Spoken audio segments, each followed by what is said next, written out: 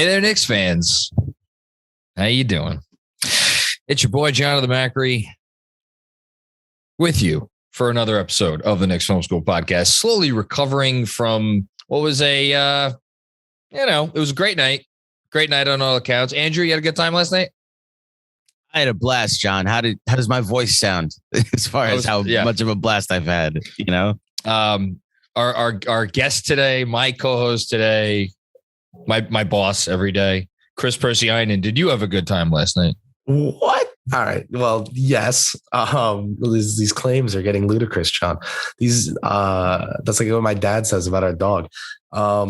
Yes, I had a great time yesterday. I'm trying to think of like one word. I know special is cheap, but like it was just really, really, really nice and special to have the KFS family there, all of us together. Was it 42 total, right? It was pretty cool. And we got some special guest visitors, Greg, Danny, the crew stopped by. So yeah. And then the actual, the special guest visitor of Mr. John Starks. Yeah. Shout out to John Starks. All-time great Nick. Will be high in my top 75 rankings. It was cool to see him. It was cool to see everybody else. And it was actually a very fun time, a fun game at points. Not so much fun at other points, which is going to be, it's going to make today interesting because today is, as we do, every fifth of the season, once we get started. So we're at the 15 game mark right now. So we're almost a fifth of the way through a mailbag. And I'm always curious to see how the tenor of the mailbag changes based on, recent events. It has changed. Well, I'll bet. As the question gatherer, it has changed. It's just so funny because they lose by 4 last night. Burks had a 3 in the last 2 minutes. If that goes down and I don't know, one of Suggs' threes doesn't go down, and we're talking about a win right now. Minor correction. They lost by 6 last night.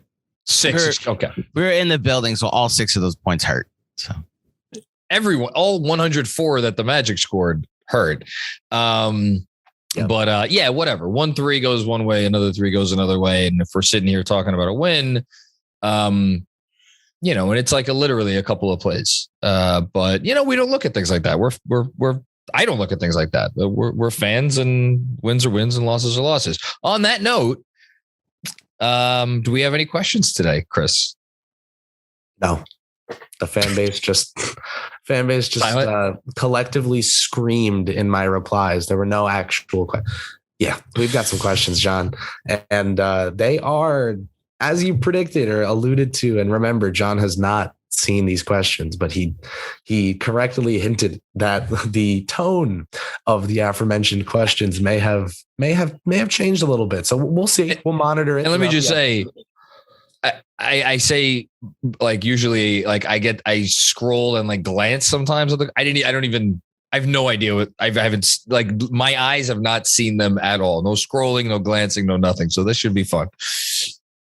All right. Well, the first one's a little bit of a mixed bag, if I may.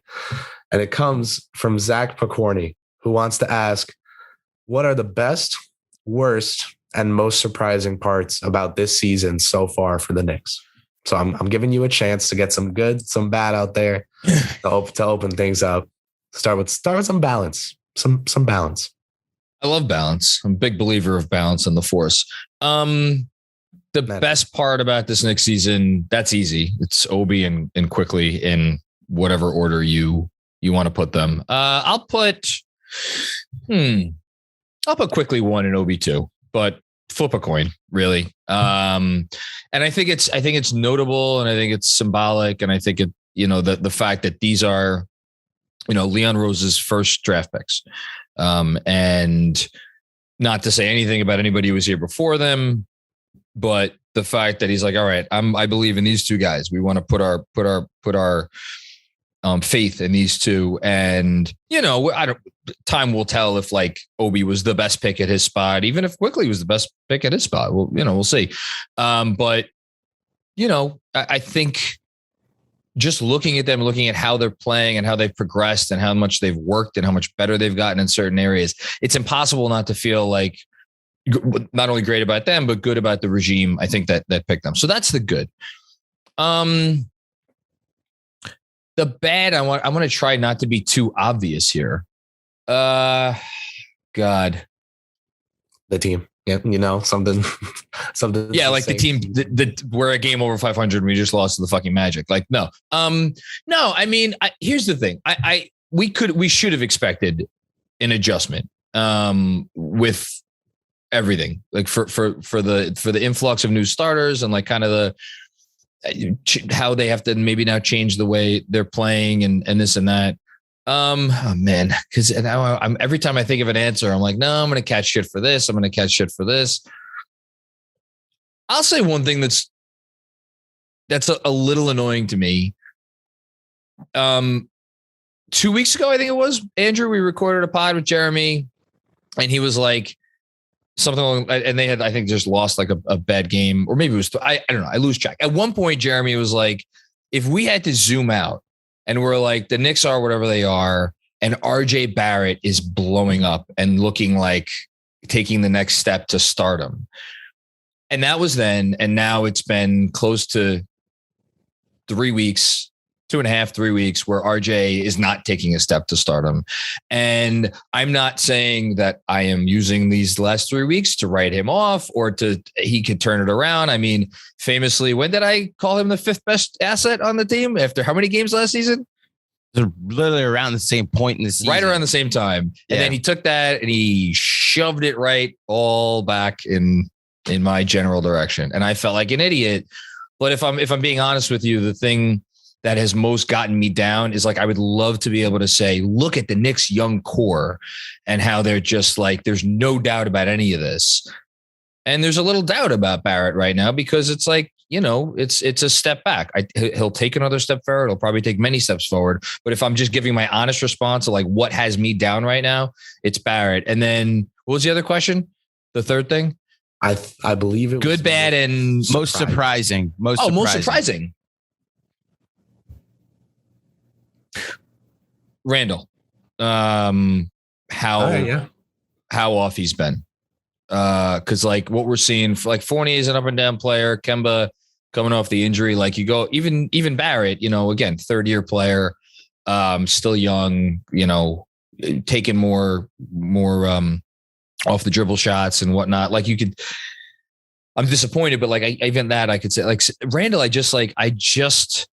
he came into this year with so much confidence and he was like, and he worked so hard. And so for him to just not be able to make a goddamn shot, a tough shot, is just I just didn't see that coming. So, yeah, I'm surprised by that. Fair on all ends. I think so for you to say the RJ comment is fair, then it must be really fair. Well, here's the thing with RJ. If I can briefly give like my timeline, please. Like I thought this year would be like, all right, figures out how to have a real role on a real good team, like not a surprise, like a real good team. Yep. You typically need like a warm up all-star year before you get voted in. Unless this was supposed to be Luka, and I said before this season that year 4 would be that warm up all-star year. And on in year 5 or first year of his second contract, that's when stardom approaches. So the Jaylen Brown track, basically. I stick just by that. I think he's the type of player that will really shine in his second contract. We're seeing him this year just start to sprinkle in the off the dribble work with Hanlon into his game. And it's not going incredibly right now. He had like a couple things that he was good at and he stuck to them. And now, like with Randall, he has new things added into the mix. RJ being new types of shots, Randall being new starters, Kemba and Fournier in the lineup. And even though they were so good at what they were doing before, mixing in this extra, half pound of cookie batter into our big thing is making it a lot harder for them to really, really stir it around. That's a good, maybe a good analogy. Maybe we put too many chocolate chips in the cookie batter, but I think they're going to get there. There's no such thing. I don't think there's such a thing. These are strong men.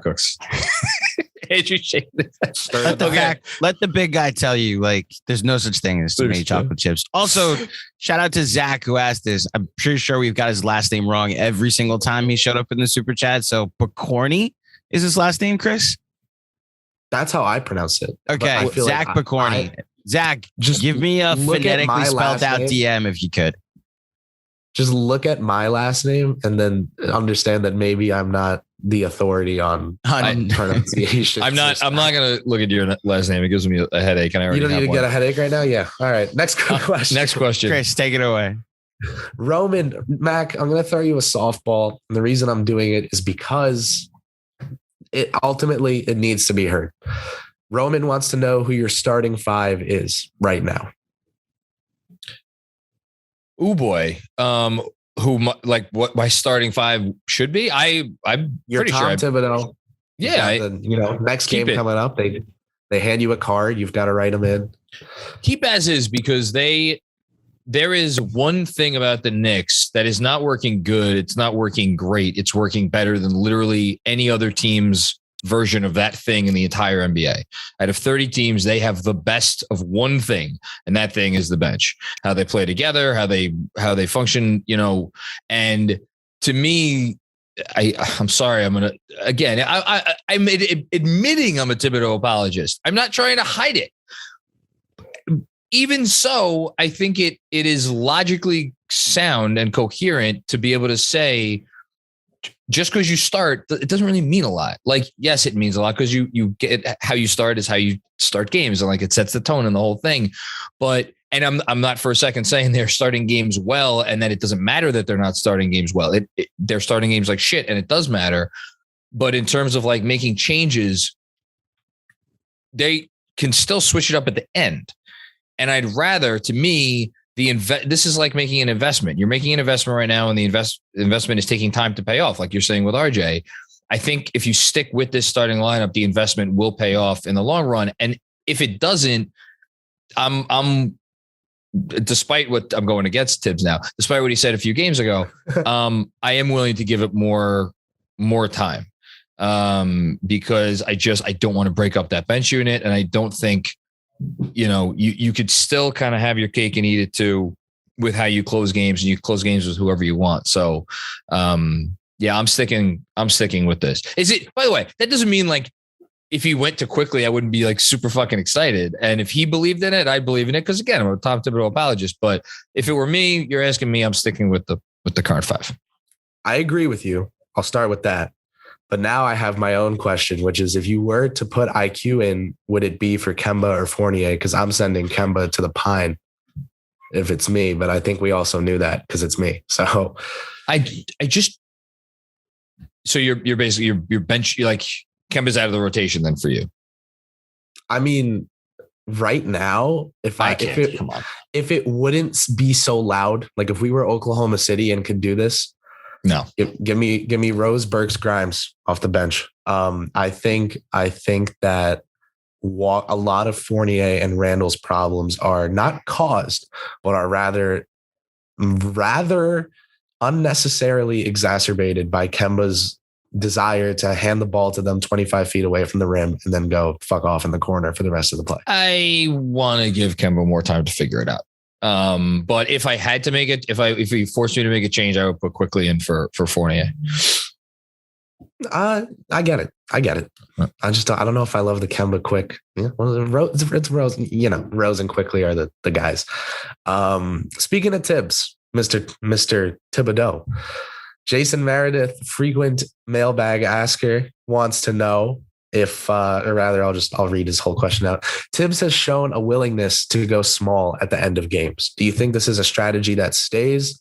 And if so, how do you think it will affect team building going forward?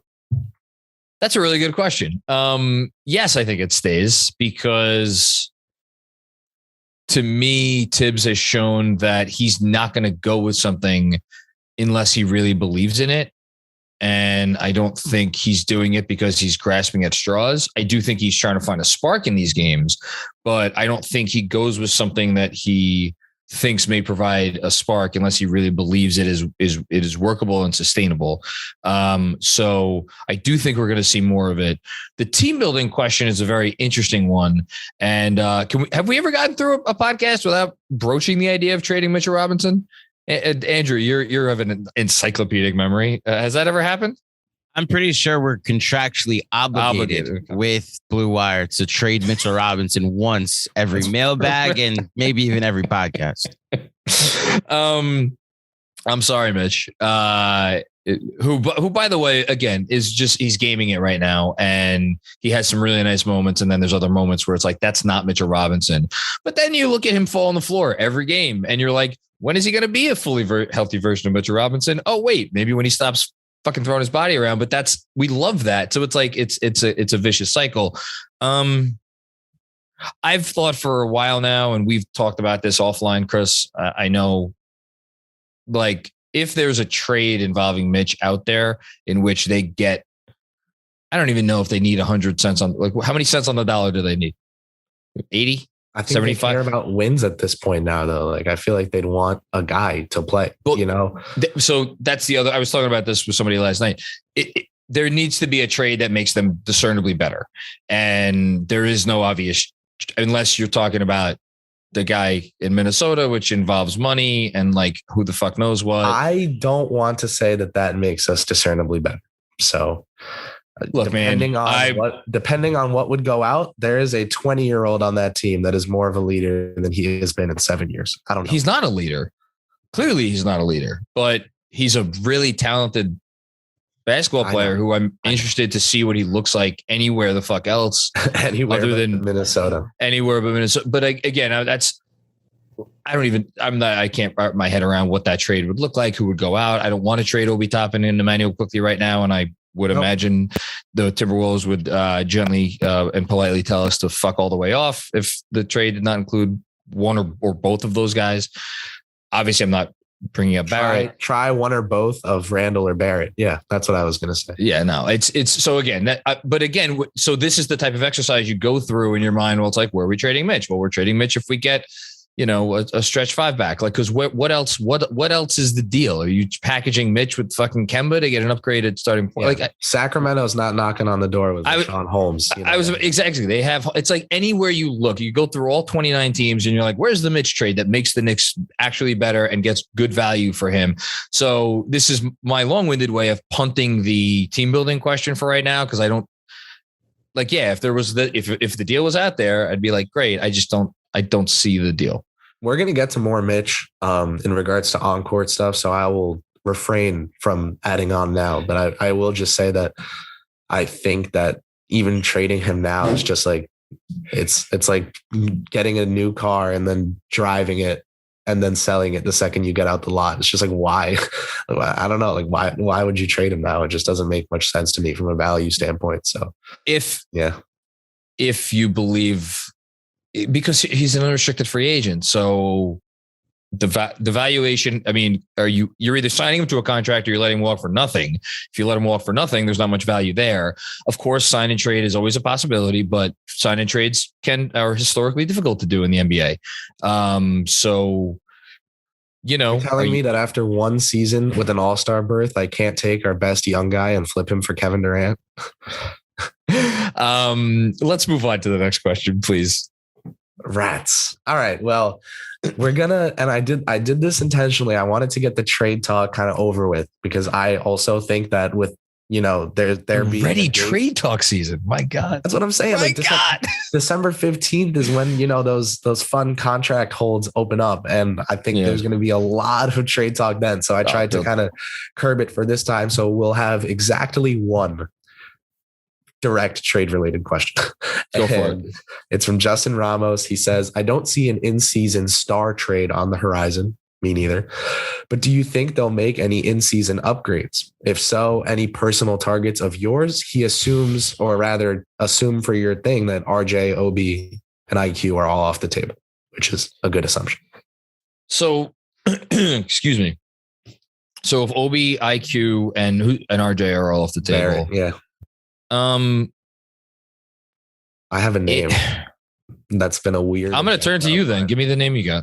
the weird agenda of mine since last offseason has been trying to, speaking of Sacramento, wiggle Harrison Barnes free from that team. But so he's making too much. And actually, he makes a fine amount of money right now. I just think that that's going to be way too much because they declined offers of multiple first round picks for him last year. I was about to say, yeah, that was reported. Like, so you're trading Fournier and like 2 firsts for Barnes, and then you're putting Barrett at the well, don't. All right, well, don't get me, because if it was a Mavericks first, we like, but again, Barnes is a guy. Barnes is perfect for a team that needs it.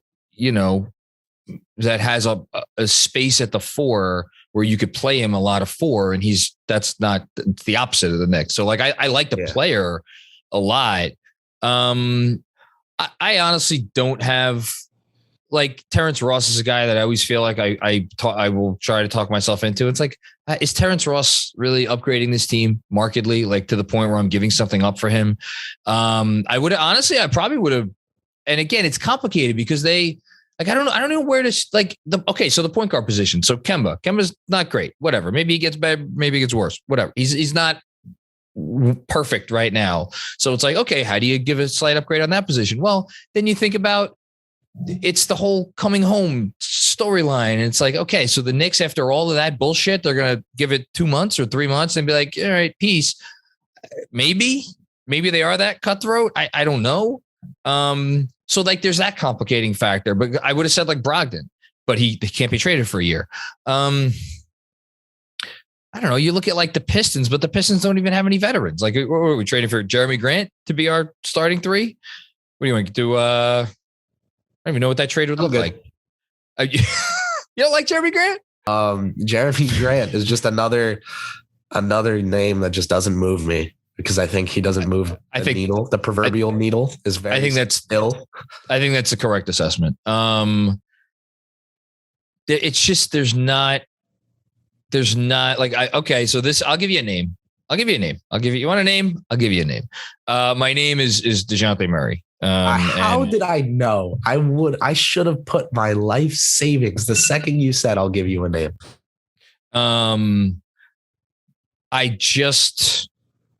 You want to hear the trade I just saw for him on the timeline? Please. DeJounte, Doug McDermott, and this is real, by the way, for the listeners. I'm not making this up. DeJounte, Doug McDermott, and this is it's from a Knicks fan. DeJounte, Doug McDermott, and a first-round pick in 2024 for Fournier, Knox, Barrett, 2 first-round picks, and a second-round pick. I'm not wrapping my head around that right now. Andrew, do you care to? So, yes, we weren't trading RJ for Dame. We weren't trading or Cat. Anybody hypothetically this offseason, but you'll DeJounte Murray. Have him listed 3rd now. I'm not even saying this at Kris, but you'll have him listed 3rd in a deal for DeJounte Murray. Fournier, 2 firsts, Barrett. Yeah. I just don't know. I don't know. But again, like so San Antonio is going to do that trade because why? You know, who are we giving? Like, again, there's just, I don't see the Knox and a protected first or like Knox and the Charlotte first that we acquired in the draft day trade that everybody fucking still can't stand. Like, or, you know, someone else, like not one of the young players, like where's the player or like Burks, right? Burks and that first, who are you getting that's going to make you markedly better? I just don't see the guy out there. So I'm sorry, I don't really have an answer for this question. I wish I did. Can I just add the part about the Knicks being cutthroat about throwing the Kemba campaign out the window after a couple of months? We did see them pretty much bench Austin Rivers after a couple months of supposed clubhouse leadership. I know it's a different level of it, but that's a different, yeah. Good call though. Good call. You know, by the way, sorry, it's a good point. You know who would be a name here if like Eric Gordon was 5 years younger and he was on this Rockets team? This guy's mind is just a maze of basketball reference. Gordon? I don't know your mind. I can't. Why? Like, where's that name come from, dude? Like, Eric Gordon. Eric Gordon was like he's playing good ball this year, and funny or not, he's actually one of the first 3-and-D like role guys I ever learned about ever, because Anthony Davis was a very big pick, and that's one of the first teams I would watch to see what was going on. I just think it's hilarious that this is the name that you come up with. But again, you're not trading for an asset for Eric Gordon now, like maybe you would have 5 years ago if he was on that, a crappy team. Okay, let's move on. We'll have enough trade talk, I'm sure, on the next episode. Send him quickly in a first. All right. You're kidding, obviously. Yes, I'm kidding. I saw Andrew's face. Here we go, by the way. And hold on, let me get my alliteration going. It's time for some Mitch maladies. All right. So Oakster, do you think Mitch's lack of speed, likely due to injuries and lack of offensive skill set, is hindering the offense? I love what he brings on defense, but it's no coincidence that we were better last year with Noel starting. That extra step Noel and Taj have makes a difference, in my opinion. I thought this was an interesting one to lob up. It's a great question, and it's basically a long way of asking which is the Knicks' best center. And I don't have an answer for that question right now. Like, we always go back to like the theoretical version of Mitchell Robinson is the best Knicks center. Well, guess what? We're still waiting to see that guy. We saw him for a handful of games in the beginning of the season with his, but even then, it's a fair point to bring up his offensive limitations, which, like, it is what it is. Like, I don't know that dude is ever going to be a guy you can really depend on to make a play on the short roll, to do anything other than what he does right now on offense, which is catch lobs. And it's like, he's a limited player. He's just really good at the things he's really good at. And right now he's not even great at those things because he's not moving with, like, I went and rewatched the fourth quarter last night, and he had at least 3 moments where Mitch, if he was really like at his peak physical level, he would have been able to get to, whether it was a driver, like Franz Wagner's a good player. Franz Wagner fucking dusted him. Like, there's nothing, after Evan Mobley, another good player, did the same thing a few weeks ago. Like, if you're getting and by the way, on that dusting, Obi was on Franz. And they went and got the switch. If you would have told a Knicks fan last year that a team would rather have Mitchell Robinson on a guy than Obi Toppin, you would look at like you're fucking crazy. And yet that's what they did. And that's indicative of where Mitch is in game plans right now. All right. I should probably actually answer the question. I think they are probably best overall with, I just can't believe I'm going to fucking say this, with Taj. They're best with Taj. No, but it's not. It's just so you. And I don't say I don't agree. I just personally, I'm going to be of the opinion, I think, for the next month at least, that it's worth continuing to start Mitch and seeing like if he can get his legs under him / if that's the problem. Because again, this theoretical, I'm not pulling any plugs, is very good. Like, this kid with that weight on this team, with these coaches, with this offense, what it can do. There's a reason we got excited. So I think it's worth putting him out there, only because, and this is maybe too large of a statement. Like, maybe I shouldn't even be thinking this deep into Mitchell Robinson minutes questions, but like, we don't have to win a ring this year or anything. So like, you know what? Mitch, it's a great point. Being really good would be really helpful towards that. We can lock him up and then have that cap jump in a couple of years. And it just is, whatever we give him, 14, 12, just won't matter. That's give him. So I don't know. Give him as long a leash as humanly possible. And, if you get to the trade deadline and, you reassess then, like, you don't have to make any decisions right now. So I'm on board with that. That's fine. Okay. What's next? We go to another young player. You'll see. Vin wants to know, and he says he knows he may get hate from Kris for this, but at what point do we take a look at RJ? And he said a hard look. He's my favorite Knick, but I'm a little worried. The thing that gives me hope is that both Brown and Butler took the leap in year 4. And he finishes off by saying, "It's not really a question. Make me feel better, Matt Green." Jimmy Butler took the leap in year 4? I think that's who he's referring to? Yeah. Jalen and Jimmy Butler was playing 48 minutes a game against the fucking Miami Heat in the playoffs at the end of his second year. So I don't know. I mean, maybe there's another leap that yes, he took the leap into being Tibbs couldn't stop himself from playing RJ last year. Maybe it's. Yeah, but I remember watching Butler in those games, and all due respect to RJ Barrett has not shown anything close to what Butler was in that series. I was like, wow, this guy's going to be a real problem in the league. And then 2 years after that, he became a perennial all-star top 10 player. I've never seen that ceiling for RJ. And I've been pretty unequivocal about that. So Brown, I think, is a great comp. Jaylen Brown. I think that's the trajectory that I would kill to see that for RJ, which is why I'm not worried, because he is a worker. And I do, Andrew, get your drink ready.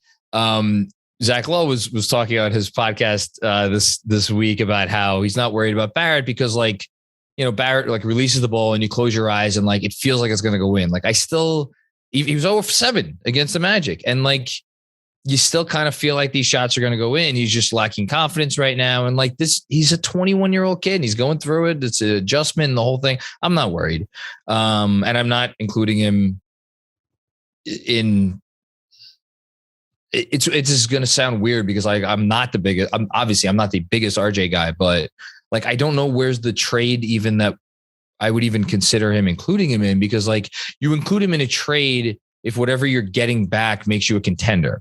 And there is no trade that they can make right now that's going to return them a player that's going to make a contender. So just stick with RJ Barrett. Hopefully that was my whole anti-Dame thing that Andrew and I would fight about like children.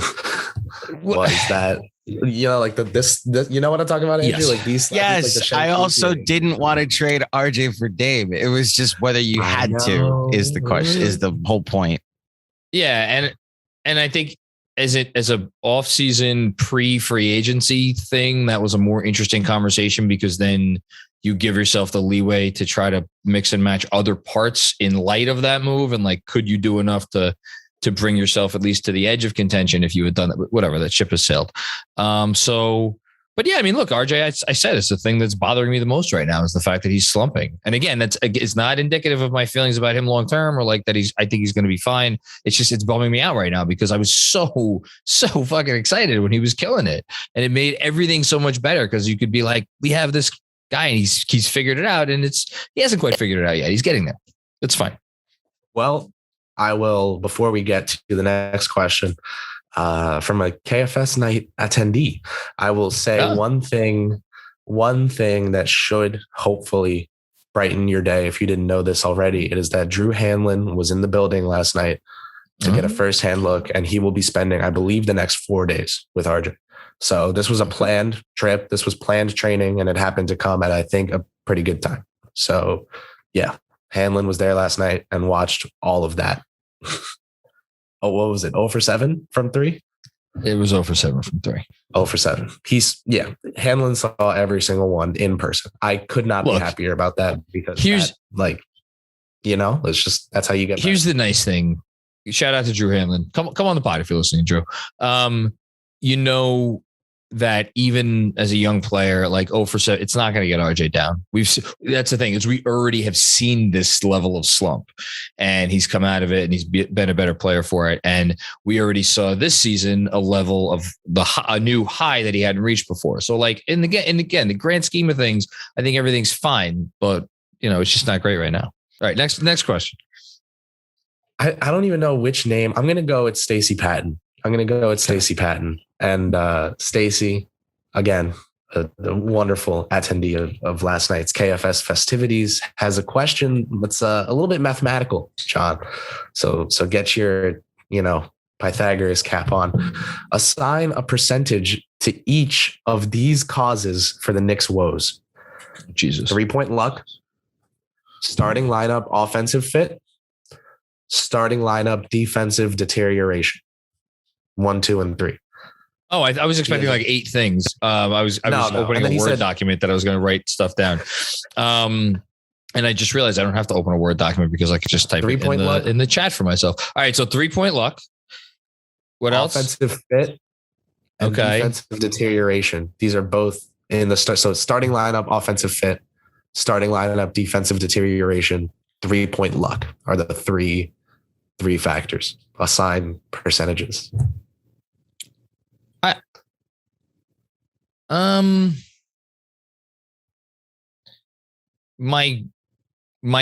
My instant reaction is about equal for each. So that would be 33.33 repeating. Because teams specifically against New York starters have hit threes at an obscene rate. Not so much the Orlando game, but coming into that game, at the same time, I mean, like the Rubio thing, like where does that come from? And that hasn't been the only thing. So that's definitely there. It feels like that's probably maybe a little less. So maybe I'll assign like 25% to 3-point luck. And I think it's the other two were probably splitting the remaining 75%, which would be 37.5, not repeating. And of those two, I guess, I think I would say, it's weird because like if you're asking me like what I'm most worried about is the offense coming around. Like I'm not worried about the defense long term. I think they're going to figure the defense out fine, and that has to do with the 3-point luck too a little bit. But like if I'm attributing blame for like this season, like why their record is the way it is right now, I think actually that's probably about 50. Yeah. So even between the two of them on assigning blame for where they are this season, but in terms of like what I'm more concerned about moving forward, it's definitely continues to be the offensive fit and like what is this offensive ceiling, which is fucking crazy to say about a team that was top 5 in offense like a couple days ago. And now they're all the way down to 11th because they've had several straight terrible performances. Like, I just don't know, where does it bottom out? Like, are we going to be looking up and this offense is going to be the 20th ranked offense in the league come, the second week of December? Like, I don't know. I hope not, but I'm worried about that. I am totally team starting lineup, offensive, mental focus right now. Like it's not clicking. Julius is for the people saying that Julius cashed out and doesn't care anymore. Like, oh, come on, now. Fuck off. Julius is so clearly pissed. Julius is so upset every night out there that he's playing like shit. And like, it's like, all right, well, yeah, obviously it's his job literally to fix that. But I mean, I just can't, like, he's trying to fix it. He is not like cashed out. He is not checked out. I saw a tweet last night. Every single one of Julius Randle's best seasons has been a contract year. Like, okay, I don't like. This is a whole new team. He's a whole new player. Last year, it was one of the greatest in NBA history. So last year wasn't a contract year. Yes, he was eligible to receive a new contract after last year. So I guess we could bend the rules there. I just like the notion that a player of his caliber, who's gotten better every year and reached the heights that he reached last season, like that he was just playing. And plus, if he really cared about money that much, I don't think he wouldn't have signed the deal that he signed. Why did he take the lower max? I think whatever. Kemba needs to before these last couple games, first quarter, I said Kemba needs to like play basketball. And then he's been doing that in the first quarter, and I'd like to see that continue. I think Julius is overthinking stuff. I think Kemba is not making it easier for Julius by handing it to him and going and running to the corner. Look, there's a lot. It's not fitting. Needs to. It just doesn't. Yeah, it doesn't fit right now. It's not clicking. Like I don't think we have to overthink this. It's not clicking. Something is off in the recipe. Someone, swapped out sugar for salt without realizing it, and they can't. Well, actually, you'd be able to taste that pretty quickly. Whatever you cinnamon, you get it. Cardamom, maybe something. It's just, yeah, sure. Something's just a little off. That's all it is. All right. What do we got next? To wrap on that thought, this is the exact type of group of people, the exact players, the exact people that work together and figure this shit out. So I like that explains my lack of urgency in my, like, the undertone of my claims is because I do believe they'll figure this out. All right. Me too. We've got 2 questions left. Okay. One comes from Kyle from the Garden. What's up, Kyle? He has a very serious Thank you again for last night. I was going to say, before I get into his very serious question, got to give a shout out to Kyle for everything he did for KFS night. Now, speaking of KFS night, John and Andrew, this is for you both, and I'll give mine as well. What? Cereal crusted chicken fingers, like the ones they had last night, or halal food?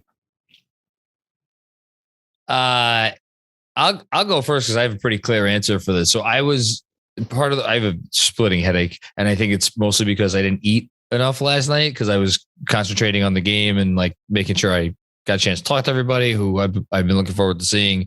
So I only had one of the chicken fingers and one of the rice balls, which were also good. But the chicken finger was spectacular. I'm not sure it was because of the cereal crusting. It was because were you aware of the cereal crusting? Honestly, no. It was a very well done chicken finger, but the thing that really made it pop and stand out was the sauce, which I believe was a honey mustard. But if I didn't know better, I detected a hint of like almost wasabi.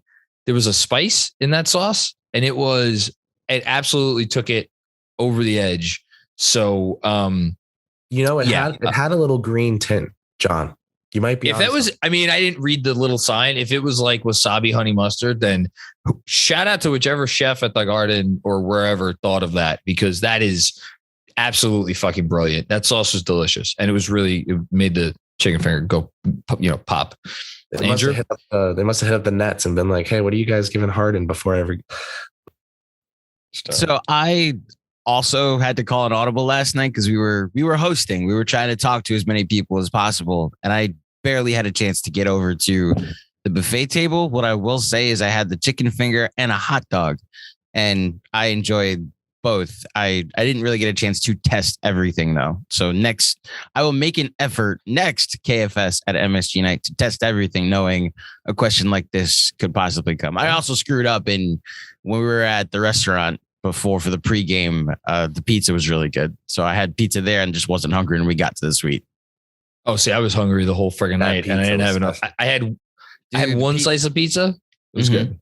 It was really good. Like Rosina was telling me, like, I'd like to know this recipe. Yeah. Pen 6. Shout out to you. Shout out Pen 6. Yeah. Pen 6, 31st, just off of 7th. Shout out to you guys. Wonderful hosting job. Kris, what did you like the best? I'm going to go with halal food just as it's so superior in my mind as a concept. But I will say that I did take time to say to Kyle that the chicken fingers specifically were very excellent. I'm always doing important stuff, guys. Priorities. But the rice ball was good too. The arancini, I just tell you guys this. They used to sell those as a separate. Why gotta make me look bad that you had to say the actual name? It used to be a whole thing. It would be $15. You'd get one pizza, you'd get one of each kind. And I'd be there they give you 5 rice balls for 15. I was like, for MSG, that's not terrible. I was there all the time. They stopped selling them. I can't find them, So I was elated. I was ecstatic, and I was pleased to have the rice balls in the KFS lounge last night. But the chicken, the cereal chicken, man, golly. All right. We've got Gordon Captain wants to know Macri, get ready to groan. What does an updated trade value rankings of Knicks assets look like at this point in time? So best part about this question, Kris, I had a feeling it might come up again. When we did half of our Patreon pod the other day, and I said to John, we may need to redo it because of the rise of Immanuel Quickley and whatever's happening with RJ. So I'm very glad this question's here, and good luck, John. I'm not. What are your 5? So can I just preface it at the beginning with just a quick, easy starter? Has Immanuel Quickley passed RJ yet on your list? And then even easy better, answer. has Obi Toppin? Oh my God. Wasn't Obi? Just remind me. Last year was our own pick. That last year was number 1, I think. Obi was number 2. And like, I think Julius was on there, and then next year's pick also. Next year's pick. All 4 of those were ahead of next year's RJ. 2022 first round pick, and then RJ. And you had RJ fourth, and then the 2022 first round pick, and you flipped it, and you said, if you call 30 GMs, they'll all pick the first round pick, and I got to go with that. So you put RJ fifth. So this is your chance, John, to rectify. What a memory you have. And a good omen is immediately after that pod, RJ took off. So maybe immediately after this pod, if you want to put RJ fifth again, he'll take off. I was about to say, do I have to put him? Is me looking like an asshole again going to be, if that turns his season around, then I'm happy to take one for the team. I'll put him fucking 20th. That's a price we're willing to pay, John. You looking like an asshole, so RJ Barrett does better. No, that only worked because it was genuine, and I'm not going to sit here and be like RJ's the 5th best trade asset on the team. RJ Barrett is the best trade asset on the Knicks. He's number 1. Heyo. But and I'm not even sure Quickly's number 2. If you're going to say Quickly is sure making it close between him and Barrett, I'm not going to disagree. Well, no, but here's the thing. I still think that, and this, I'm reminded of a very good conversation, mostly because of what Ben brought to the table that I had with Ben Ritholtz on the pod earlier this week about like Quickly, like there are still limitations. Like he doesn't have the handle or the, I don't maybe not the burst, but like, he doesn't have that blow by where he can, or that ability to just like own the pick and roll time after time after time. That said, and obviously his finishing still leaves a little bit to be desired. That said, he is manipulating defenses in ways that like, yeah, maybe he's not a starting point guard on a good team. Maybe he's not, big enough to be a starting 2 guard on a really good team. But as a guy who can play 25 minutes a night for any team in the league, I think he's there. And yet I look up and he's not even average. What is he averaging for us this year? 18 minutes, 20 minutes a game? Whatever it is, it's and I find that to be interesting. Can I give you a quickly stat real quick? 17.5 minutes. So there you go. Oh shoot, it's on a different computer. All right. I can't give you, but I did a per 36 for him for like points, assists, made threes a game, 3-point percentage. I think those were the ones that I did again for per 36, and it's him and like 5 or 6 other guys in the league with a certain minutes threshold. Actually, maybe it was like 6 or 7, but they were all, every one of the names were like, oh wow, this is quite a group. And then there's Obi Toppin and Anthony Davis, who are just in a class by themselves, needless to say. Okay, I'm filibustering enough. Man, because I think teams are looking at what Obi's doing and being like, oh boy, if we could make him our 5 for 15 minutes a game, how do you guard that? And, that's if a team believes in the 3, especially. So I'm going to put Obi 2. I can't believe I'm doing this. I'm going to put Obi 2. I'll put Quickly 3. And that's an obvious top 3, I think. And I'm by the way, I'm not like, I don't even know how to factor, like, again, 2027 first round picks. I don't know how the hell you factor those in. So then here's the question. We have 2 more spots left. Haven't named Julius Randle yet. Julius Randle has not yet started his 4-year, 112, 14, whatever 17. It is. It's a lot of it. It is a 117. Thank you. It is a not insignificant amount of money, that extension. And the Knicks, we all praise them for giving him that extension because of what he did last season. And you don't usually see a guy who's going to be top 10 in MVP voting sign an extension of that ilk.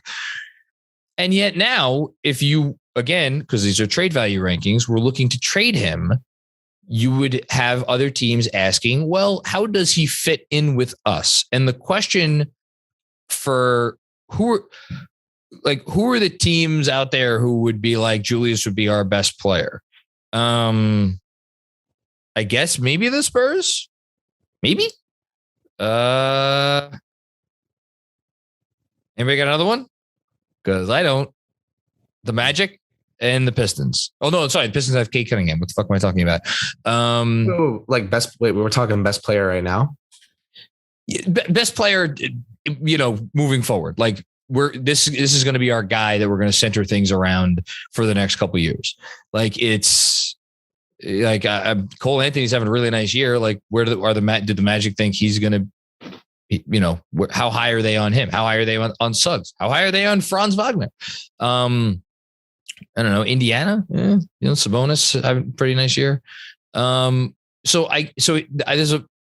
reason I just went through that little spiel is to say like, team pretty much if you're going to trade Julius, the team looking at him is like, okay, he's going to be a guy who fits into what we already have going on, and he will play off of other guys and hopefully make other guys better. And that's exactly what the Knicks are trying to do to them this year, and it hasn't worked so well so far. So I don't know what trade value Julius Randle has right now. And so if, again, putting myself with the imagine, so maybe this is what gets Julius's season turner. There it is. 4D chess, motherfuckers. That's how we do it here at KFS. So yeah, there we go. For Knicks 20, what year is it? 2022. Knicks 2022 first round pick, fourth on the old trade value rankings, and Julius Randle's fifth. There you go. You can thank me later. There you have it. And it's not disingenuous either. It's not disingenuous. No, it's not forced. It's there. No, it's the cap control. No, whatever. Yeah, I'll take Julius. But I get it. Sorry, one more thing. By the way, the Knicks are at press time. It's 8-7, 2.5 games back of first in the East. Also, 2.5 games up on 13th in the East. The West is not good. The bottom of the West, those teams are going to lose a lot of games. And like who were the Pistons? I couldn't even remember their names. Even though one of them beat us last night, the Pistons and the Magic are like both bad. They will lose a lot of games. So like, I don't think there's a world where the Knicks are, I mean, knock on wood. We're going to like, there's a real tank possibility out there, but like, don't discount the possibility that some team, if they had an opportunity to get our first round pick this year, might not be like, ooh, wait, what? We could get that? I'll take that lottery chip. So maybe that's the thing I have too low in the rankings, having the 2022 first, fourth. But no, it's Julius. It's Julius. Okay. We'll let him prove it.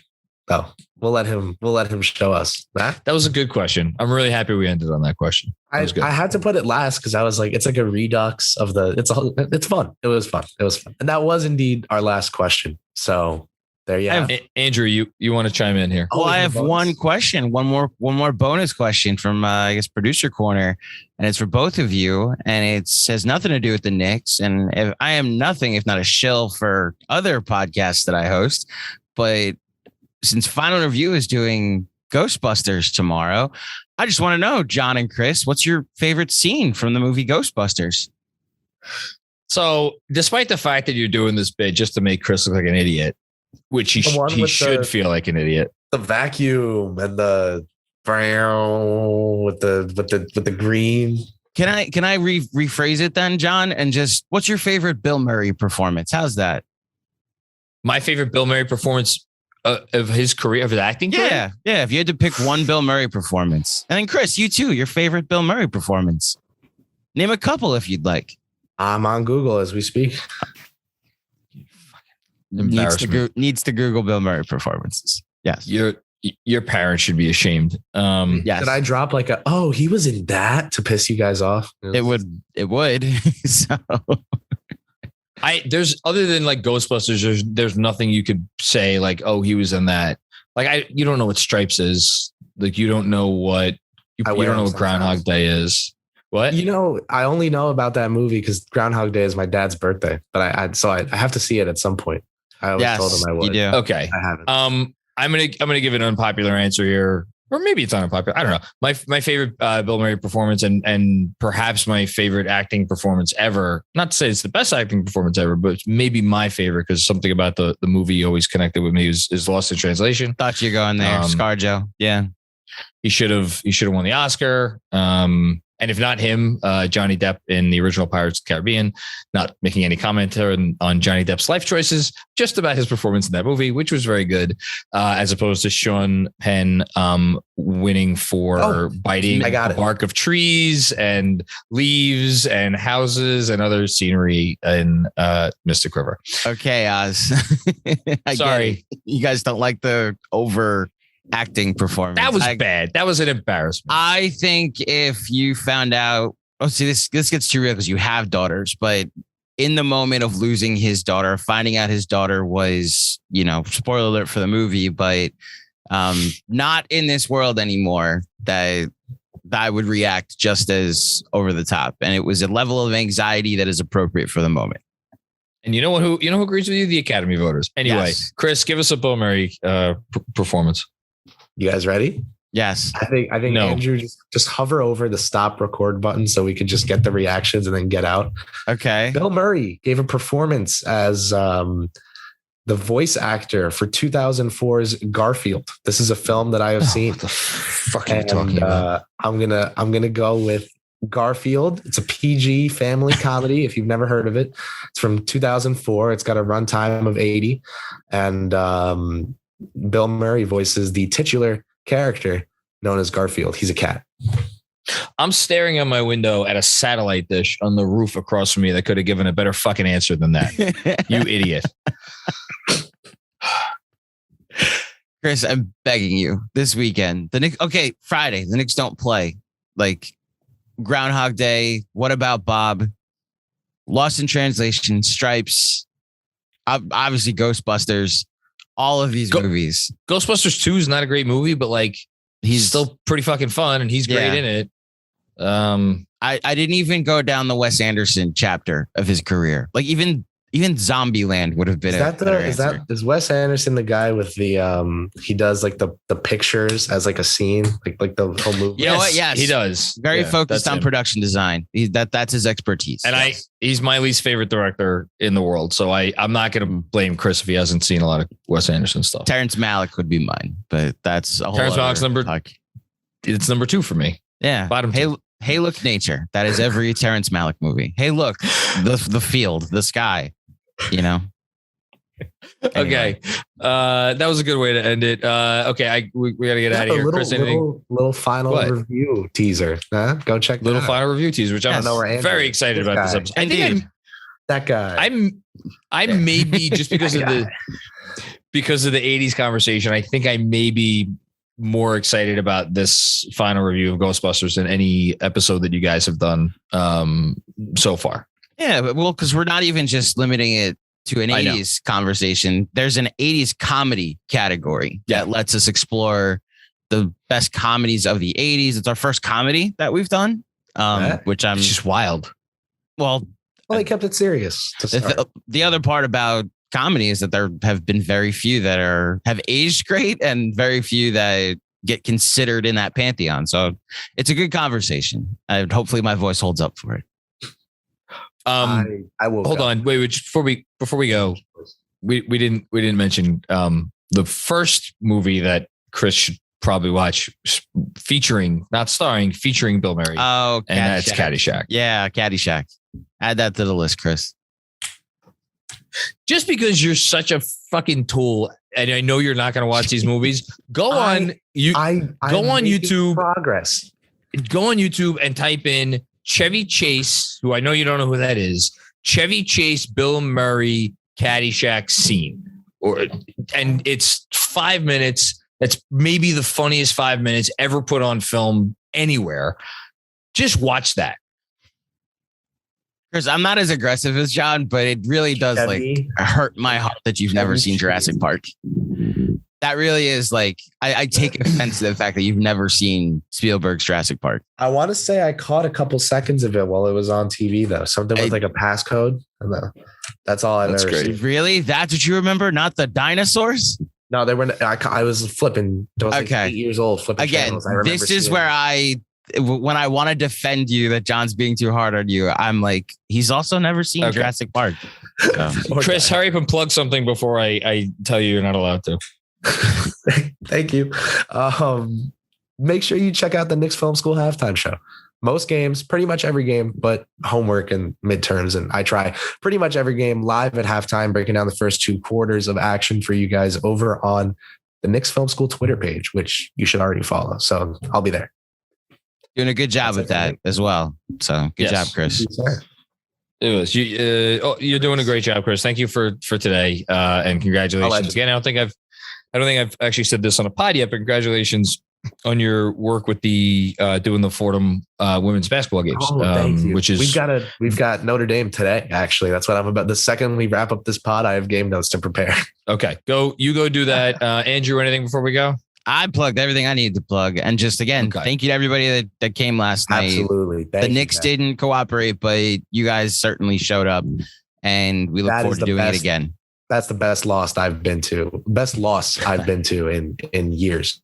Just usually I leave very miserably with my head down and, gloomy. And, this time we had people to talk to and it was nice and fun. It's funny. It's the most miserable loss I could think of because I wanted so badly for them to win that game for the people that came out and showed their support. But I get what you're saying too. Okay.